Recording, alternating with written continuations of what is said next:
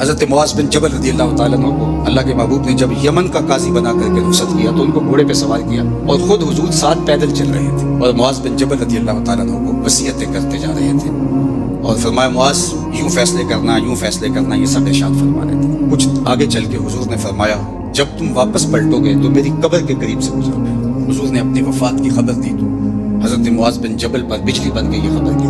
حضور کے وصال کی خبر کو چھوٹی خبر بن گئی تھی۔ صحابہ کی تو زندگی حضور ہے اور ہماری زندگی، ہمارا سب کچھ۔ مولانا ظفر علی خان نے کیا خوب کہا تھا، ہم جس میں بس رہے ہیں وہ دنیا تم ہی تو یہ خبر قیامت کی خبر تھی تو انہوں نے رونا شروع کر دیا۔ آقا کریم نے رخ مدینہ المنورہ کی طرف موڑ لیا اور یہ ساروں کے تازہ ہو گئے۔ جب بہت زیادہ رو کے نڈھال ہو گئے تو آقا کریم نے حضرت معاذ کو تسلی دیتے ہوئے جو لفظ کہے وہ سنیے، ان اول الناس بی المتقون من کانوا وحیث کانوا۔ معاذ پریشان ہونے کی ضرورت نہیں ہے، میں اپنے متقی غلاموں کے ساتھ ہوں۔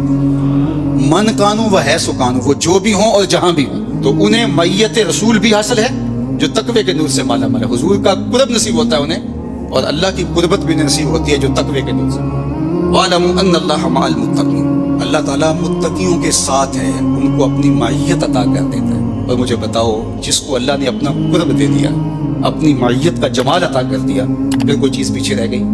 اس لیے ہمارا دین ہمیں اتقاء کے نور سے مالا مال ہونے کی تلقین کرتا ہے اور ہمیں بتایا گیا ہے کہ اپنی زندگی کو اللہ اور اس کے رسول کی محبت میں ان کے بتائے ہوئے احکام کے مطابق بسر کرنے کی کوشش کرو۔ اللہ تعالیٰ نے یہ ماہ سیام ہمیں عطا کیا ہے، یہ برکتوں بڑا مہینہ ہے اور اس مہینے میں تقوی حاصل کرنا مشکل نہیں، آسان کر دیا گیا ہے۔ روزے کے ذریعے سے اللہ تعالیٰ نے ہماری مدد فرمائی ہے۔ ماہ سیام کی اپنی برکتیں اور اعمال کے ثواب کو 70 گنا کر دیا ہے۔ شیاطین کو جکڑ کر کے ہمارے لیے نیکی کرنے کے راستے اور آسان فرما دیے گئے اور اس سے بڑا بدبخت کوئی نہیں جو ایسے مبارک لمحوں کو بھی ضائع کر دے اور برباد کر بیٹھے۔ اس لیے مجھے اور آپ کو اس مہینے کو بھرپور انداز سے بسر کرنا ہوگا، دن کے اجالوں میں اور رات کی تنہائیوں میں۔ قرآن مجید کی تلاوت کو معمول بنائیں، تراویح کی جماعت کے ساتھ نماز پڑھیں تاکہ قرآن مجید سننے کی سعادت نصیب ہو سکے۔ 5 گانا نماز صف اولیٰ میں تکبیر اولیٰ کے ساتھ پڑھنے کا مزاج پیدا کریں۔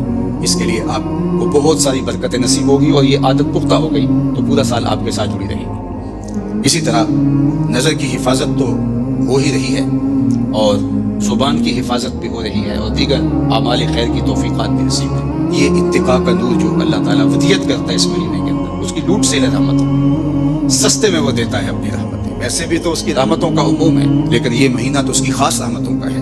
تو آئیے اس مہینے کو بھرپور انداز سے بسر کیجیے اور اس مہینے کے دامن سے پھوٹتی ہوئی ضیائیں، برکتیں، بالخصوص تقوی کا نور جو اس مہینے کے ساتھ جڑا ہوا ہے خاص طور پہ، اس کو اپنی زندگی میں اتار کے ہم تقوی کے اجالوں سے مالا مال ہو جائیں۔